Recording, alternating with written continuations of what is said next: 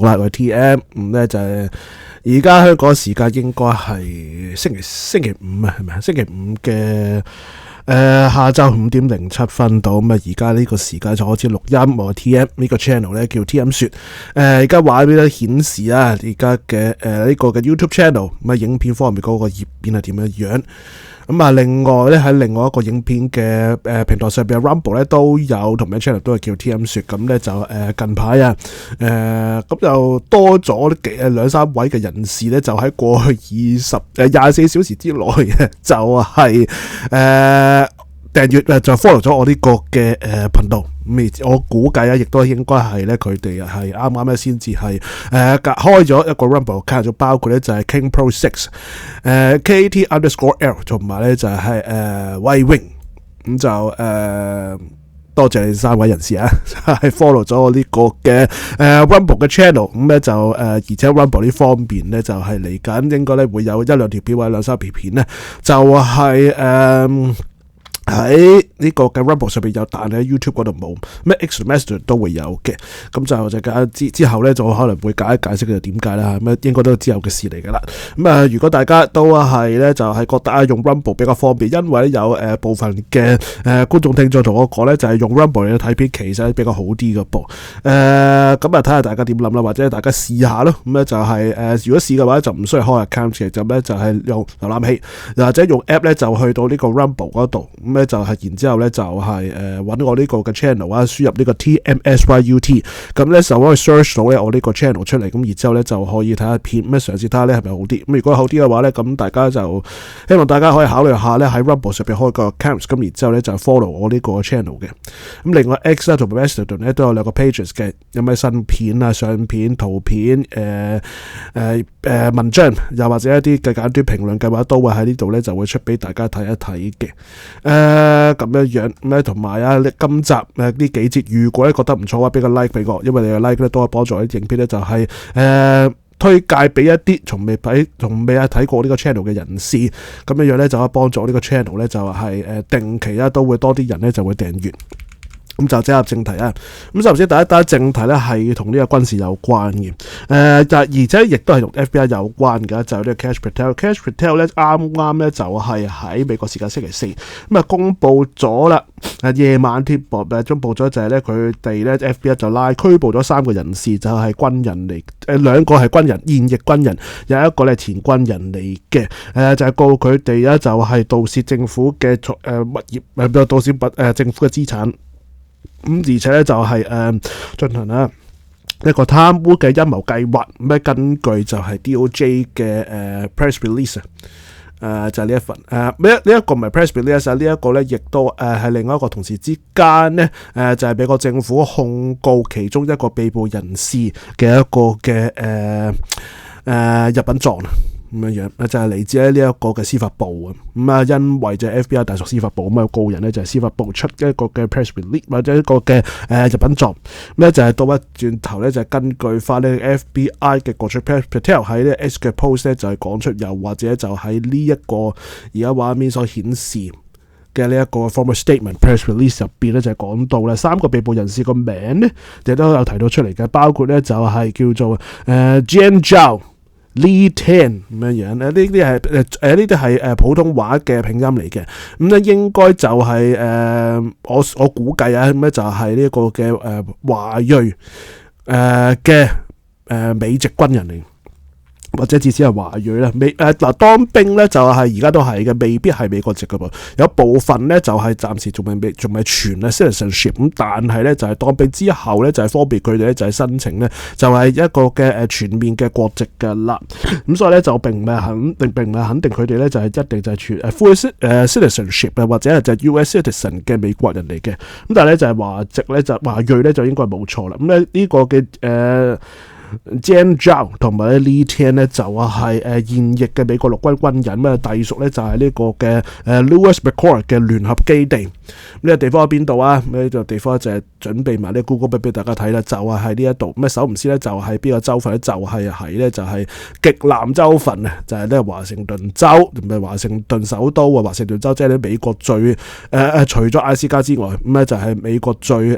北邊嘅一個嘅州份，就喺呢個西雅圖最大嘅城入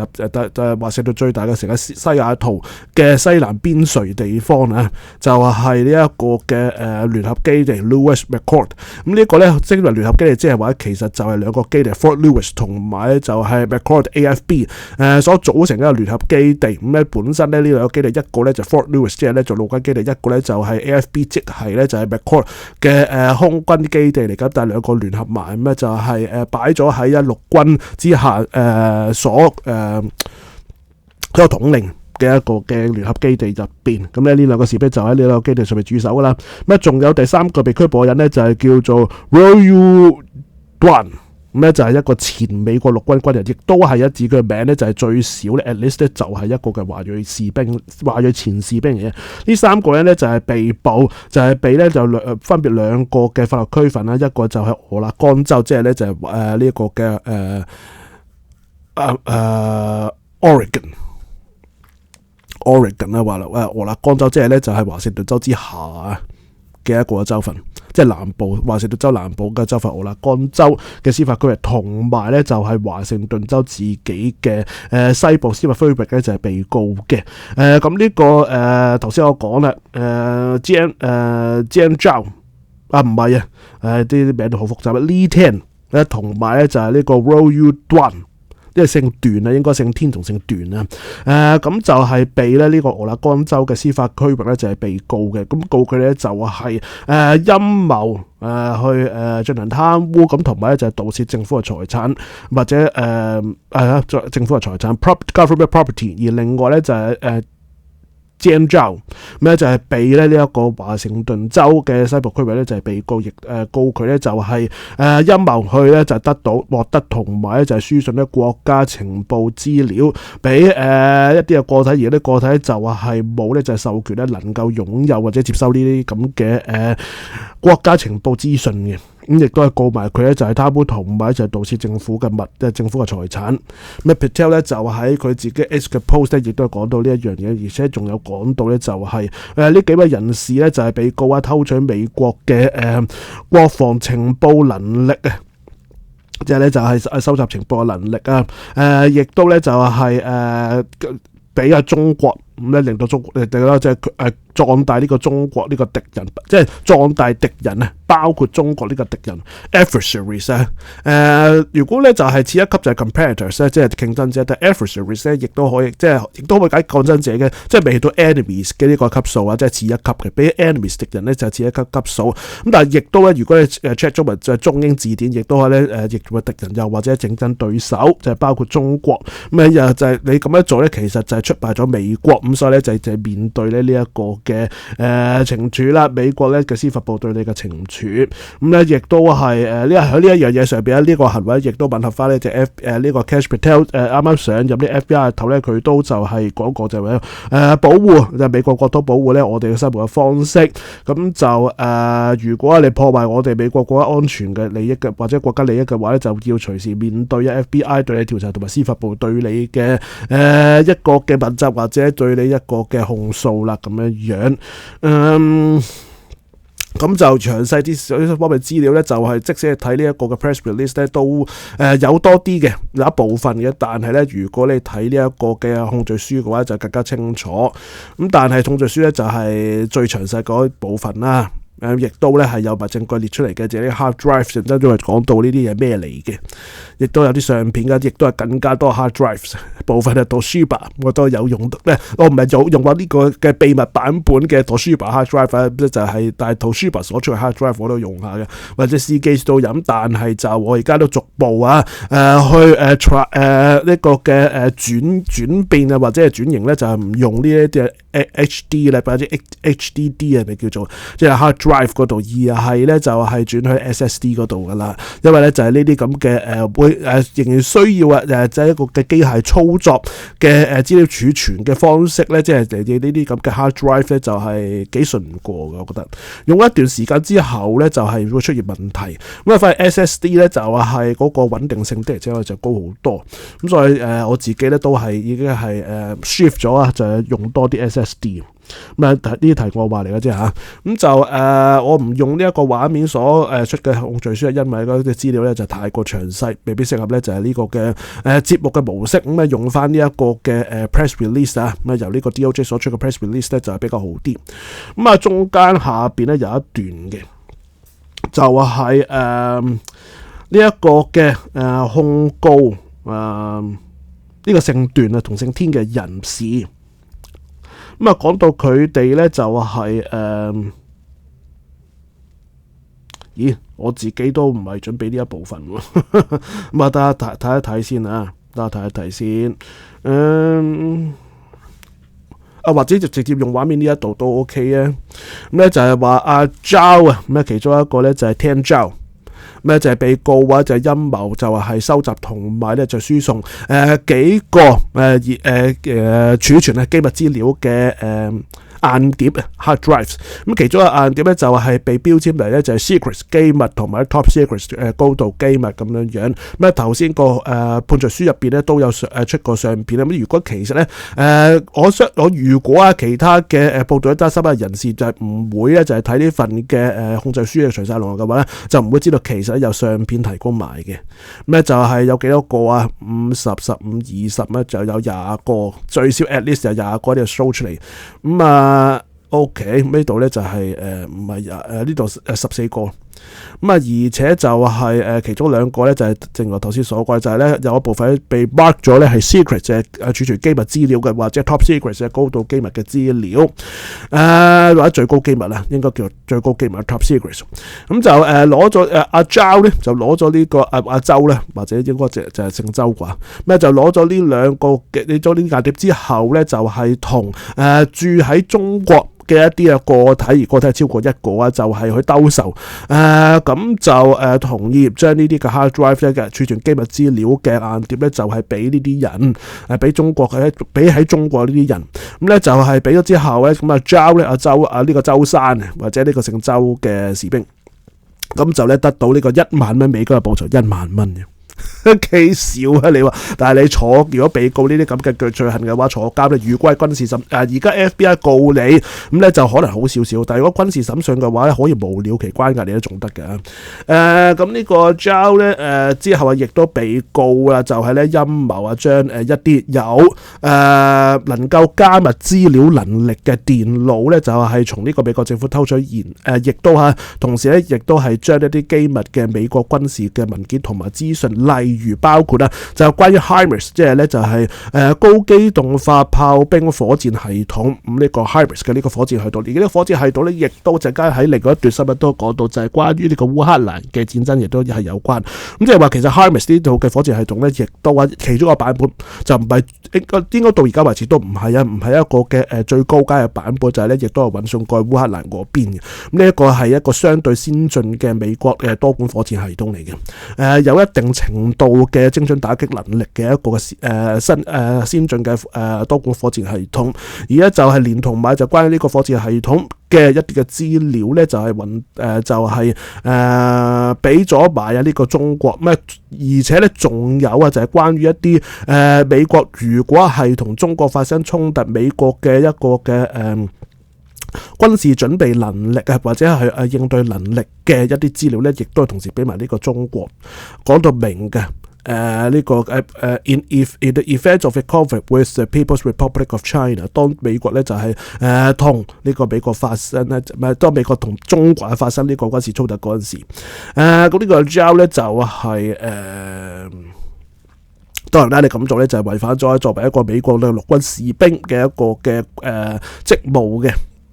而且咧，你嘅職務亦都係有份咧，就係保護呢啲嘅敏感嘅軍事資料嘅。但係咧，你唔係咁做，而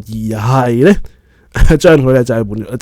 係用嚟咧賣咗去賺錢。咁咧呢一 in total 啊，總共咧阿周生咧就因為咁咧就係賺咗呢個嘅15000蚊美金，就係咁少嘅錢，即係咧就係10萬都唔夠。咁咧但係坐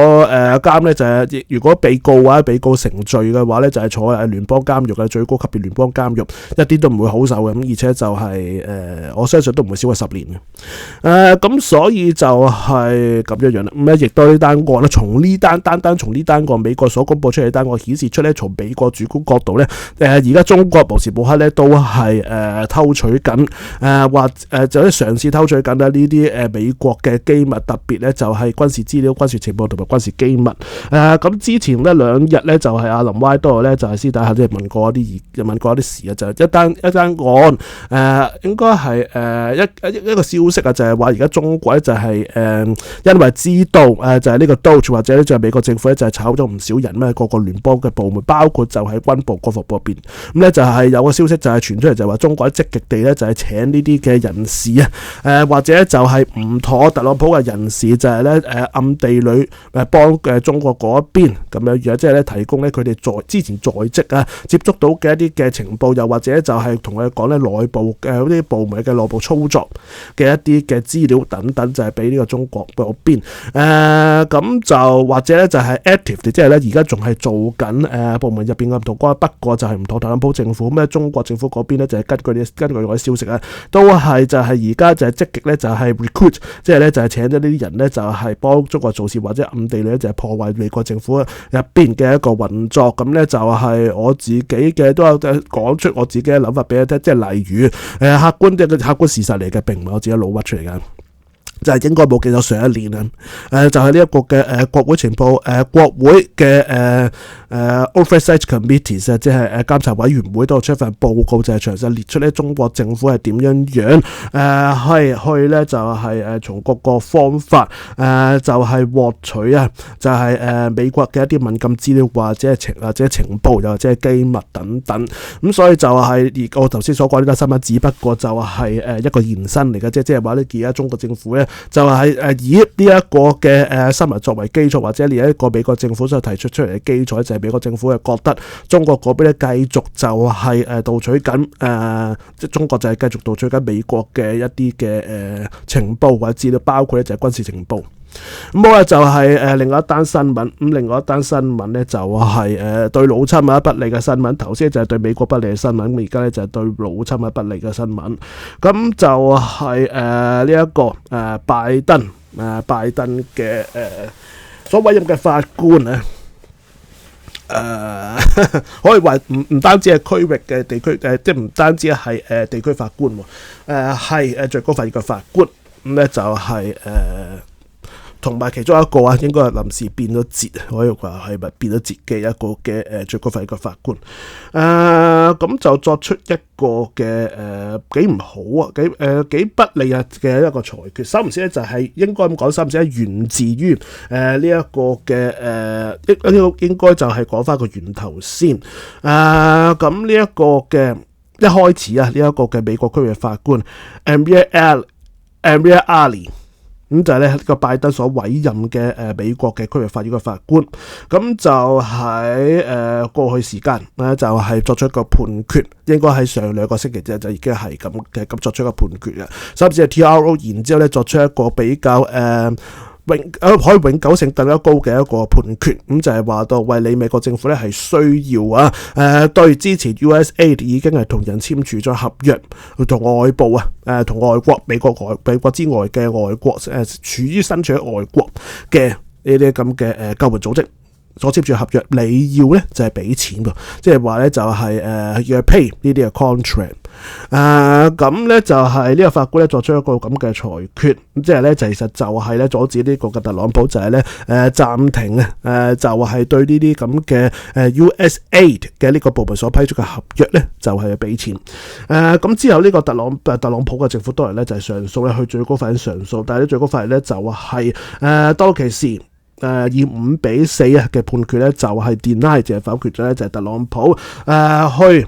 申請去暫停頭先我所講呢個法官 Amir Ali 所批出嘅呢個臨時禁制令，就係咧阻止特朗普唔俾錢嘅臨時禁制，即係話就係要俾錢咯。都話轉頭講咁咧，既然呢一個之前嘅最高法院咧就5-4就係作出一個判決嘅話咧，咁呢一個嘅而家嘅啱啱頭先所講啦，美國區域法院法官 Amir Ali 咁咧更加咧就係恃住呢一個判決啦，就係咧命令咧特朗普就喺死線之前，即係咧就嚟緊星期一下個禮拜星期一嘅夜晚之前，就係咧要為咗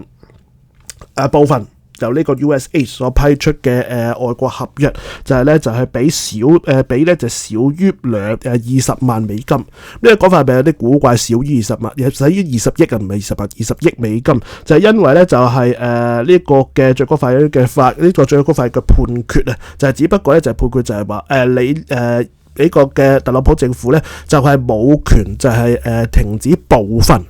嘅呢啲嘅海外合約嘅 payment。咁所以咧就係最總共嘅計數咧，埋單計數就係咧20億美金，所以咧就如果只係部分嘅話，就即係20億美金嘅部分，所以咧就少於20億美金啦。咁咧就喺呢一個嘅5-4嘅裁決，咁咧而家話邊 Before Still Says So 係咧 show 咗單當其時嘅新聞出嚟，冇幾耐之前咧就係3月6號。咁就嗰4票咁全部都係嚟自呢一個嘅保守派嘅法官 Samuel Alito、Clarence Thomas、Neil Gorsuch 同埋咧就係 Brett Kavanaugh。咁就係Alito。喺嗰個嘅判決書入邊咧，咁即係之前咧我都論過嘅呢個判決書。咁咧嘅咧 Alito 咧都係話為佢覺得都幾震驚下喎。佢咧就係其他所謂嘅同事包括其中一個都係咧就係order 咩就係判決呢個特朗普咧係要俾少於20億嘅錢緊出去咧，就係去滿足翻呢啲嘅所謂海外合約。咁呢個 Alito 咧都係喺呢個判決書都係講到一個嘅不滿嘅聲音啊。咁佢話居然咧係有同事就係俾一個單一個就區域法院嘅法官咧，就係佢根本咧就係冇一個嘅司法管轄權，但係咧就係有一個嘅不受制約嘅能力咧，係能夠迫使呢個政府即係行政系統咧，就係去俾咧呢一20億嘅少於20億嘅納稅人嘅錢出咗出去外國喎。咁甚至乎咧就俾咗出去之後咧，就係好似潑出去水咁啦，就永遠咧就收唔翻轉頭噶啦。咁咧其實呢個答案咧，對於呢單案就應該就係一個一致性，或者係一個好明顯應該 say no 嘅。我哋作為呢個嘅最高法院嘅法官，咁但係咧居然有多個即係而家就5個我嘅同事居然就唔係咁諗噃。佢覺得非常之震驚啊！咁你話我震唔震驚？我係有少少出奇。咁點解咧？就係原本我哋呢一邊即係咧就係保守派呢一邊咧就喺最高法院呢一邊咧係有一個優勢喺度嘅。因為我哋係多啲人嘅，就係保守派嘅法官係多啲人。但係咧我過往嘅節目入邊嘅分析都係講俾大家聽，就係話咧雖然可以分成咧保守派或者就係自由派咁，但係咧就係有陣時佢哋嘅判決咧都係唔會跟隨住咧佢哋嘅派別，或者就係邊一邊嘅總統咧就係欽點佢哋做法官嘅噃。咁所以就我都提醒大家就係咧隨時都係有所變卦嘅。喺司法抗爭或者上訴呢條嘅路程之中，咁就係呢一件單案咧就顯示咗呢一點。咁所以同時之間咧就係喺之前嘅集數好多節都講到就係話應該就兩條隊走路啦，應該就係你咧就係國會嗰邊啲國會議員咧啲生性啦，你哋要做而且加快做去通過一啲嘅法案，就係支持翻咧就係特朗普呢啲嘅行政嘅命令或者佢呢方面嘅行政嘅政策。咁如果兩條腿走路咧就係而且國會就通過法案嘅話咧，咁咧就係即使連最高法院咧都係冇辦法咧就係去挑戰呢啲嘅國會所提出嘅法案，除非佢哋就係話呢啲法案咧就係侵犯咗呢個憲法。咁咧就係除非咁就否則就係如果係國會嗰方面咧就係通過咗議案嘅話咧，就係即使連咧最高法院都唔能夠推翻。所以就係我會提出之前嘅呢一個建議，就係兩條隊走路，即係行政立法嗰邊咧都要係做事。但係咧國會有佢自己本身嘅先天嘅缺陷咧，就係咧通過法案咧就係要推過一段時間，因為就係喺國會入邊推行一個法案，的而且確就係需要嘅時間就係長過行政局出一個行政指令之餘咧，仲要係有一個政治角力，亦都係咧拉齊晒人馬咧，就係支持你自己呢一個議案咧，先至獲得通過。咁所以咧就係會慢啲。你明顯見到咧，而家個個喺呢個嘅司法嗰邊啊，即係咧就進行官司嘅速度咧，仲快過立法嗰邊咧，亦都係咁樣解啊。咁當然啦，我頭先講過呢個嘅美國區域法院嘅法官 Amir Ali， 咁咧就係有恃無恐咧，就係恃住呢一個最高法院嘅判決嘅話咧，咁啊梗係咧作出就係加碼上去咧，就係咧 order 咧下令嘅命令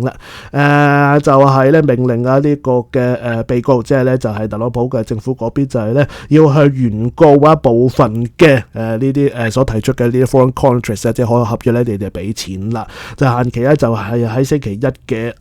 夜晚嘅6點鐘之前咁樣樣，當然啦，呢一個係一個壞消息，但係咧會唔呢一個係會唔會咧係一個好長遠影響咧？我相信都唔會，因為就係我相信啊，如果就係立法嗰邊都係啲議員夠生性嘅話咧，都係應該就能夠我頭先解釋過係會支援到行政嗰方面。咁而且就係亦都唔會永遠，因為咧而家已經開始咧就係有民間組織或者就係有議員咧就係嘗試尋計就彈劾呢一啲嘅最高法院嘅法官。最高法院法官都可以被彈劾，都可以被拉落馬嘅。只要就係長遠時間當然咧呢個唔係1-2年能夠做到嘅事。咁但係如果就係而家睇民意方面咧，之後冇變咁當然就係咧政治咧入到延長。咁但係就係如果中間冇一個大嘅變化嘅話咧，就係下一屆嘅總統選舉嘅話，都應該就係會落翻喺我哋呢一邊啦。因為咧就係陣間都會所講咧，就係呢幾單新聞顯示出咧，共和黨嗰邊咧都係冇反省嘅一個意欲或者一個傾向或甚至乎咧就係個民意咧就係越踩越低。咁所以就係更加長時間，如果咧就係下一屆嘅總統咧都係我哋呢邊嘅話咧，就應該會有時間咧就係會可以就係清洗咧，又或者就係肅清咧司法嗰方面嘅呢啲咁嘅法官啦。呢個極左嘅法官，咁咧就係所以長遠嚟講咧都係光明嘅，咁但係咧而家就係都仍然有少少黑暗啊。咁好，再到下一單新聞就係正如我所講啦，就係呢啲嘅民主派就係仲未反省嘅夠啊。咁就之前我都講過，就係呢個嘅民主黨全國委員會咧，即係 DNC 就係揀咗畫面呢一個嘅呢一個咁你睇下佢樣咧，都係你都知道佢都係有啲古怪怪，就係呢個 David Hogg 嘅 David Hogg 就係喺好多嘅範疇上邊都係極左人士，唔係中間，都唔係溫和派，係極左人士，特別咧就係管制槍械嗰方面。即係咧，如果就係我純粹睇住自己荷包或者自己錢嘅話，佢就係我嘅真正嘅敵人嚟嘅，佢係我錢銀上嘅敵人嚟嘅。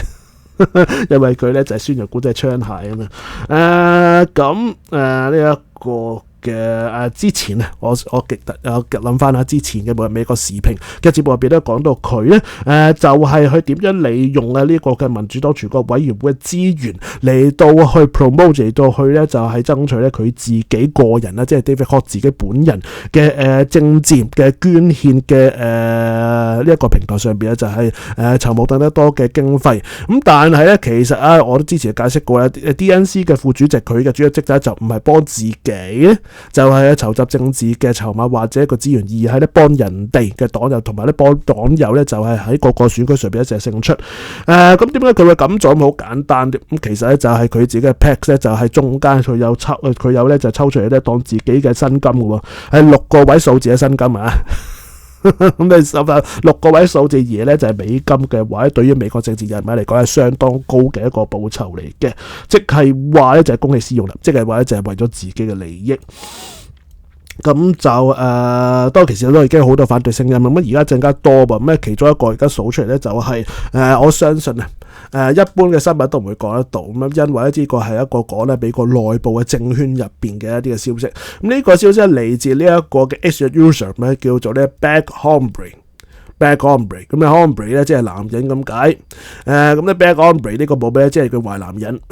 咁咧就係唔係真名嚟噶。咁當然啦，就係咧對於呢啲咁嘅説法，大家應該有所懷疑嘅，係啱嘅，係正確。咁但係我自己咧，其實就係久不久咧都會有睇下呢條友仔Bad Ombre嘅X 嘅 post 啊。咁我發覺佢咧過往啲嗰個嘢咧就多數都係正確嘅，理性。咁而且咧就係對於佢之前咧講David Hogg 或者 DNC 嘅一啲嘅消息咧，都係大致上咧就係符合翻事實同埋符合翻人哋點樣就係其他人點樣講咧 David Hogg。咁所以就係我哋喺呢度就係人事人述咧佢一啲嘅睇法或者一啲嘅觀察啦，呢個黨入邊，我都相信佢咧係一個嘅民主黨嘅人嚟嘅。咁佢又話啦，喂唔少嘅人咧民主黨入邊咧就係後悔就係揀咗 David Hogg。喂，你哋班友而家先至後悔。一早我知道呢一啲，我即係理性，我哋呢啲人一早知道你唔應該揀佢咧，不民主黨。咁咧就係話佢就係會用咧呢個黨嘅資源，咁咧就係其實咧就係為自己服務，咩改善佢自己嘅個人形，提升佢個人自己嘅形象，同埋咧就係佢嗰啲黨派佢自己喺民主黨入邊嘅一個嘅自己即係忠於自己嘅黨，忠於自己嘅一個團伙咁講。咁就唔係咧，就係支持呢個黨咧，整體上一個長遠嘅呢個嘅轉型嘅目標個噃，咁咧即係服務自己咧。咁而且佢就話咧呢一個 David Hogg 咧，就係所提出嘅 ideas 咧，就係全部咧都係一浪費資源咧，激進，而且就係得個樣嘅 extravagant，就係咧就係好大喜功咁咧，同埋咧就係嗰啲奢華，但係唔實際嘅一啲嘅 idea， 即係例如 David Hogg 咧曾經喺一個黨內會議入邊就提出咧個黨咧就係用6億美金，係6億美金啊！呢個黨就已經咧就係欠咗債嘅啦，就係之前咧就係呢個嘅何大媽嘅競選就係爭啲街數，應該仲未還得清，但係咧呢個嘅新上任嘅民主黨全國委員會嘅副主席咧都依然就係好大喜功咧，依然咧就係洗腳唔抹腳啦，就係上啲提議咧，就係用呢個6億美金咧，就係創造一個新嘅社交平台噃。咁咧就係個版本就好似咧就 X 同埋 True Social 咁樣樣，就係咧專門咧淨係俾民主黨人登記嘅啫，使用同埋咧就係打擊咧就係 X 同 True Social。咁咧佢以為自己就係馬斯克同埋咧就係特朗普係咪啊？你以為咧就民主黨可以咧就係錢銀上邊？咧就係同呢一個嘅特朗普同埋馬斯克咧就係可以同佢比較，咁咧就係可能特朗普都或者得嘅，但係馬斯克就唔好意思就係買起你成個黨幾次都得咁所以就而且你個黨本身爭好多人錢而家咧仲係會話咧就係6億美金咧係一個 social platform 咁咧最好笑就係咩？就係話佢提議佢自己做呢個平台 CEO。咁你好明顯點解？因為咧，你做一間公司 CEO 咧，亦都係兩出，即係話咧，就係同我之前所講一樣咧，就係佢咧只不過為咗自己錢嘅啫。又係一條財路對於佢自己，咁連咧佢黨入咗呢個嘅民主黨全國委員會入邊，另外一個副主席咧都係唔妥佢呢個嘅一個嘅 idea， 就係覺得佢咧只不過就係開另外一條佢自己屬於自己新財路，咁仲有就係咧 David Hogg 嘅係會喺黨入邊咧就係攻擊自己黨入邊嘅中間派別，同埋咧就係溫和嘅派別嘅，佢而且多出相反轉頭Hogg 即係 David Hogg 嘅相反轉頭咧，就係去提出就係自己黨應該就行一條咧就更加進攻型同埋咧就係破壞性嘅一啲嘅戰術咁咧就係針對呢個特朗普嘅行為，咁咧就係相對咧就好似而家民主黨嘅議員咧就係啱啱喺呢一個嘅國會嘅聽證會入。唔係國會聽證會喺國會嘅特朗普演說入邊嗰個組嘅行為就係話喂，你不如咧就係好似咧啱啱喺民主黨入邊國會嘅呢個特朗普演說入邊嘅行為咁樣咧，就繼續行呢條路線就啱啦。呢個 David Hogg 咧居然就諗埋晒啲咁嘅嘢啊！佢覺得咁樣係有用，但係咧咁樣反而係跌票啊！陣間有另外一單新聞講到點解呢個 David Hogg 咧就係見甚至乎咧就係話咩？如果咁激進嘅話，隨時俾人拉喎，咁點啊 ？David Hogg 咁話喂，不如成立一個嘅bail， 即係咧就係保釋基金，就係咧支持呢一啲咁嘅民主黨議員咧就做呢啲咁激進行為啊！無論咧佢喺省啊、市啊、州啊等等嘅 level 嘅水平嘅崗位上邊咩進行啲咁激進行為咧，我哋都有基金咧去保釋翻出嚟。咁但係咧，我相信咧，跟住佢又話咧，咁呢個基金會嘅主席咧就係由我做咧，咁即係做足呢個基金咧又係甩水。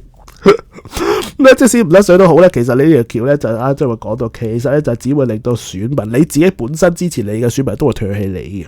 有陣間有個實際例子講出嚟㗎。咁就個 David Hogg 咧，甚至就係支持呢個 Tim Walz，就係咧做呢一個嘅下一任下一屆嘅美國總統選舉嘅民主黨嘅候選人。咁即係點解？好簡單，就係因為咧呢一個 Tim Walz 係咧當其時咧就係支持呢一個嘅直情嗰個相片咁啦，係支持咧就係 David Hogg 咧就係做呢個 DNC 嘅副主席，所以咧就係投桃報李咧嘅話咧就係支持翻呢個 Tim Walz 係做呢一個嘅下一屆總統選舉嘅民主黨嘅代表。咁就乜？但係大家當然黨入邊咧就好多人都係唔同意佢嘅諗法，就係話佢都係要篩出去噶啦，佢咧就唔適合再去參加總統呢個總統選舉。我自己覺得咁多人啦，頭先所講嘅所有 idea 咧，就係對黨冇呢個好處之餘咧，仲係令到黨咧就跌票，同埋咧就係去損失你既有嘅支持，而且呢 idea 咧就係使個人抹腳，本身咧就係民主黨邊啲欠人債，而且之前嘅新聞都講到民主黨嘅金主一部分咧，亦都唔再，但包括小同大嘅金主都係越嚟越少，甚至乎咧就係唔再捐錢俾你哋啦。咁咧而家仲大花筒。咁再加上咧就係佢咧就係呢個嘅以公謀私啊，就係用呢個黨嘅資源咧就係去增加自己嘅財富。咁所以咧就係揾咗一個咁嘅民主黨全國委員會嘅人做副主席咧，就係亦都唔會幫自己嘅黨友咧，就係喺選舉上邊咧就係勝利，只會咧就為咗自己嘅利益。咁所以呢個黨嘅前途會係點啊？冇明顯啊，係咪啊？咁就所以點解咧？就係頭先我所講啦，長遠嚟講咧，我都係唔會就係太過咧，對喺司法方面咧嘅而家嘅 setback 嘅而家一啲嘅